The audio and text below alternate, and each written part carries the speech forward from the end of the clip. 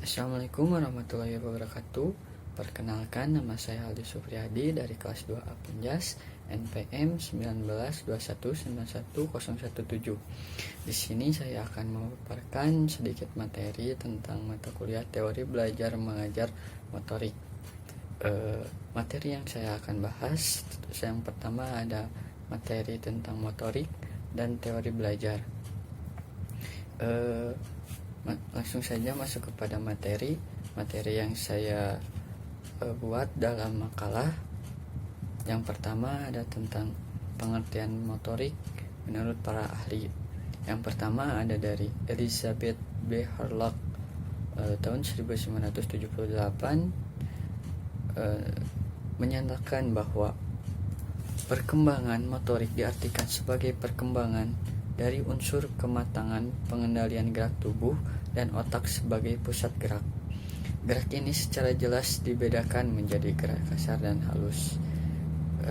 Yang kedua ada dari menurut Endang Rini Sukanti bahwa perkembangan motorik adalah suatu proses kemasakan atau gerak yang langsung melibatkan otot-otot untuk bergerak dan proses persarapan yang menjadi seseorang mampu menggerakkan dan proses persarapan yang menjadikan seseorang mampu menggerakkan tubuhnya. Seperti itu.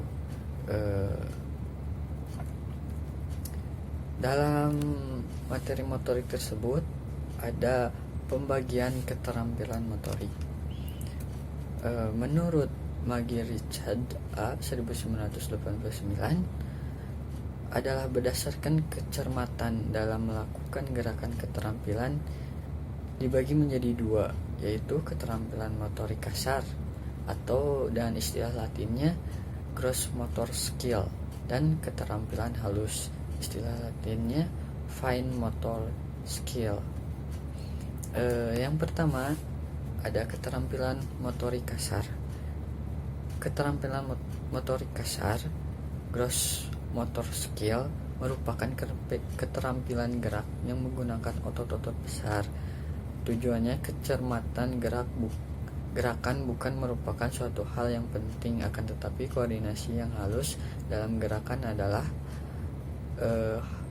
hal yang paling penting. Motorik kasar meliputi lompat, melempar, berjalan, dan meloncat.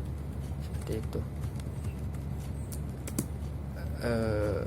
Yang kedua ada keterampilan motorik halus atau disebut fine motor skill, merupakan keterampilan motorik halus yang merupakan keterampilan yang memerlukan kontrol dari otot kecil dari tubuh untuk mencapai tujuan dari keterampilan. Secara umum keterampilan motorik harus meliputi koordinasi mata dan tangan. Keterampilan ini membutuhkan kecermatan yang tinggi. Contoh motorik halus adalah melukis, menjahit, dan mengancingkan baju. Jadi perbedaan dari dua motorik kasar dan halus yang membedakan adalah penggunaan otot.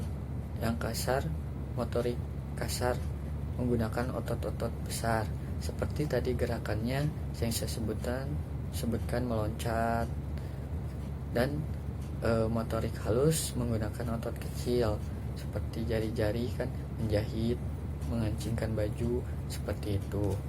Kita masuk ke pengertian motorik halus.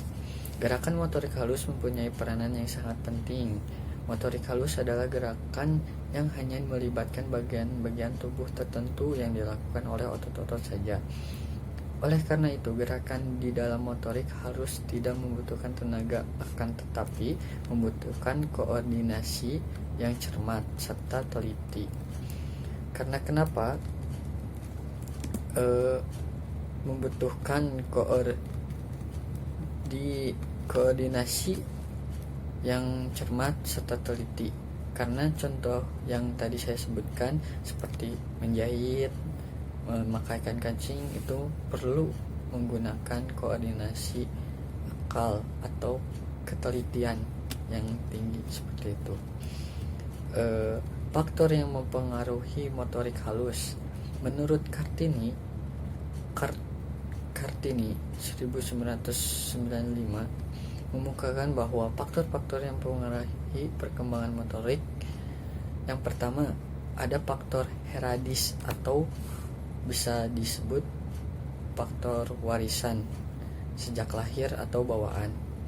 Jadi itu bisa masuk ke genetik turunan.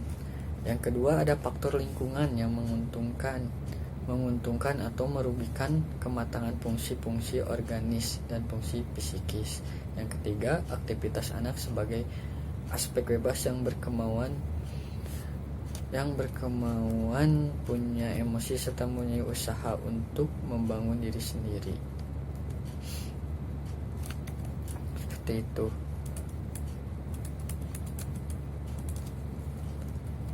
Yang poin selanjutnya ada karakteristik perkembangan motorik halus. Karakteristik perkembangan motorik halus anak dapat dijelaskan dalam Depdiknas. Yang pertama ada pada saat anak berusia 3 tahun. Pada saat anak berusia 3 tahun, kemampuan gerakan halus pada masa bayi, meskipun anak pada saat ini sudah mampu menjemput benda dengan menggunakan jempol dan jari telunjuknya, tetapi gerakan itu sendiri masih kaku. Seperti itu.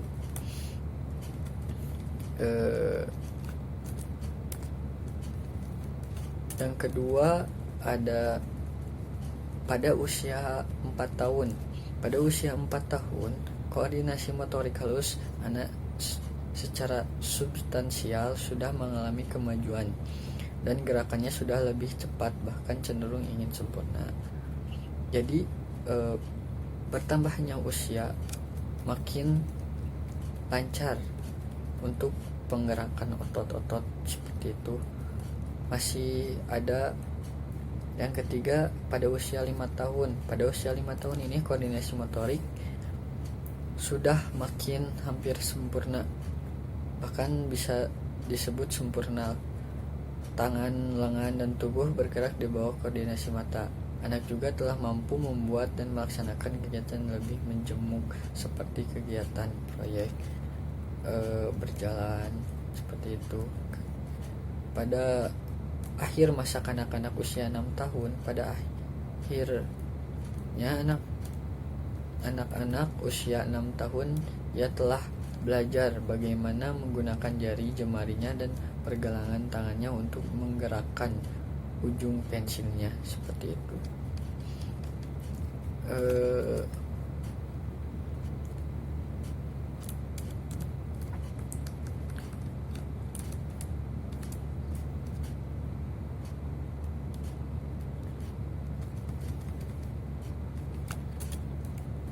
Poin berikutnya masuk ke dalam prinsip dalam pengembangan motorik halus. Untuk mengembangkan motorik halus pada masa anak usia 4-6 tahun, di taman kanak-kanak agar berkembang secara optimal, maka perlu memperhatikan prinsip-prinsip yang terdapat dalam Depdiknas. Langsung saja, yang pertama membiarkan kebebasan untuk berekspresi pada anak. Yang kedua ada melakukan pengaturan waktu, tempat, media, alat, dan bahan agar dapat merangsang anak untuk berkreativitas. Yang ketiga memberikan bimbingan kepada anak untuk menentukan teknik atau cara yang baik dalam melakukan kegiatan dengan berbagai media seperti itu. Poin selanjutnya ada tujuan peningkatan motorik halus. Menurut Saputra dan Rudyanto pada 2005 menjelaskan tujuan pengembangan motorik halus. Yang pertama, mampu memfungsikan otot-otot kecil seperti gerakan jari tangan. Yang kedua, mampu mengkoordinasi kecepatan gantangan dengan mata. Yang ketiga, mampu mengendalikan emosi. Walaupun pada usia anak tersebut masih dibilang labil untuk mengontrol emosinya, tapi dalam tujuan peningkatan motorik halus memang tidak semua anak bisa mengendalikan emosi. Yang materi kedua ada tentang teori belajar. Pengertian belajar gerak. Konsep pembelajaran gerak merupakan dasar bagi pelaksanaan proses pembelajaran dan pelatihan gerak atau keterampilan gerak. Pengertian yang mantap dalam hal hakikat dan definisi pembelajaran gerak merupakan bantuan yang sangat berguna bagi guru penjas. Pembelajaran gerak adalah serangkaian proses yang berkaitan dengan latihan atau pembekalan pengalaman yang akan menyebabkan perubahan kemampuan individu untuk bisa menampilkan gerak yang terampil. Di pengertian tersebut dapat didefinisikan atau ada makna yang terkandung dalam kutipan tersebut. Ada mengandung 3 aspek yang penting harus dikemukakan. Yang pertama, ada belajar dipengaruhi latihan atau pengalaman. Jadi, belajar gerak selalu melibatkan proses latihan yang relatif dirancang secara sengaja. Latihan adalah proses pengulangan, memberi pengalaman coba dan kegagalan. Jadi apabila kita melakukan pembelajaran, terus kita bisa melatihnya terus menerus, maka ada peningkatan dalam keterampilan tersebut. Yang kedua, ada belajar tidak langsung dapat diamati. Proses belajar terjadi di dalam sistem saraf pusat yang tidak nampak. Pemantauan proses belajar dilakukan melalui perubahan yang terjadi dalam tingkat penampilan atau performa. Yang terakhir, ada perubahan yang terjadi relatif menetap. Perubahan kemampuan hasil belajar bersifat menetap dan tidak mudah hilang. Seperti itu.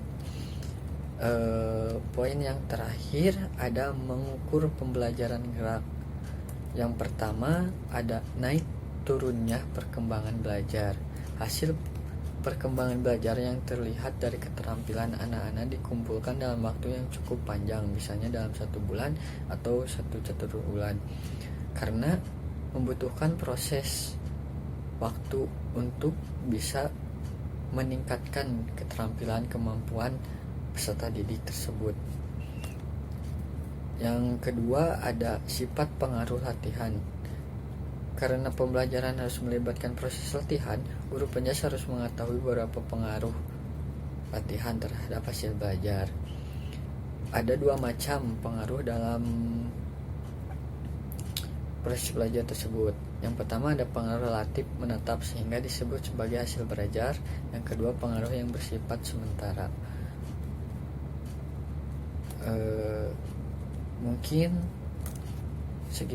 Mungkin cukup sekian pemaparan materi dari saya. Mohon maaf bila banyak kekurangan. Wassalamualaikum warahmatullahi wabarakatuh.